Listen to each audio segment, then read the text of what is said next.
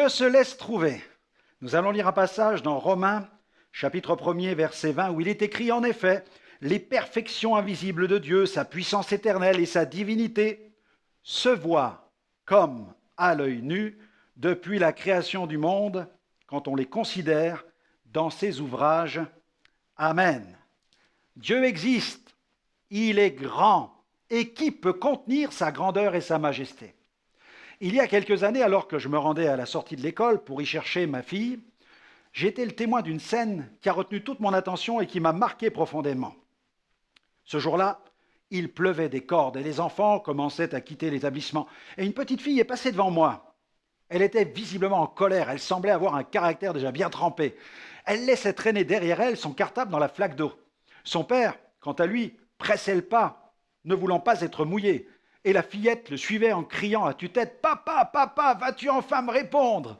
Mais le père ne s'arrêtait pas, au contraire, il accélérait le pas. Soudain, la fillette s'est arrêtée au beau milieu d'une grosse flaque d'eau dans laquelle elle a jeté son cartable et elle s'est écriée de plus belle « Papa, papa, vas-tu enfin me répondre ?» Et sous la pluie battante, finalement, le père s'est arrêté, il s'est retourné et il lui a demandé « Mais qu'est-ce qu'il y a enfin? Que veux-tu savoir ?»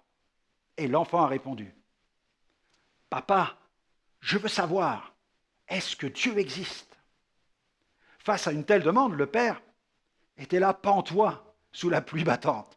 Il ne savait que répondre, mais bien vite, cette pluie lui a rafraîchi les idées. Excédé, désemparé, ce papa, mal à l'aise, haussa le ton et dit à sa fille « Mais vas-tu arrêter avec ce genre de questions? Dépêche-toi, il pleut, monte dans la voiture !» Mes amis, oui, Dieu existe. Et la Bible dit que Dieu n'est pas loin de nous. En lui, nous avons la vie, le mouvement et l'être. Dieu existe bien. Il suffit de contempler la création pour voir les perfections extraordinaires de Dieu. Dieu existe et nous pouvons le rencontrer personnellement.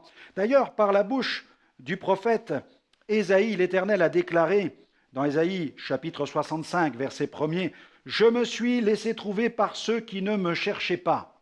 Alors, à plus forte raison, si quelqu'un le cherche, il finira bien par le trouver, car quiconque cherche, trouve, a dit Jésus. » En 1985, j'errais seul dans les rues de la ville de Sedan. Je ne savais pas si Dieu existait, par contre, je savais déjà que le diable existe.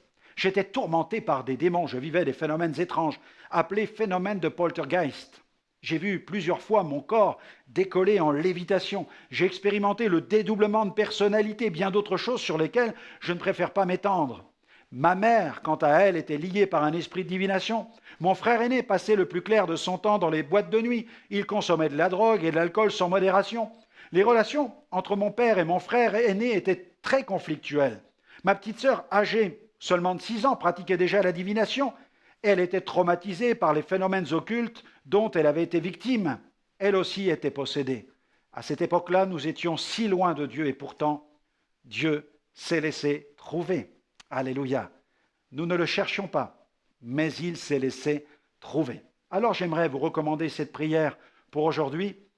Merci Seigneur de ce que tu sais te manifester si bien à tous ceux qui ne te cherchent pas, mais pour qui tu as souffert à la croix.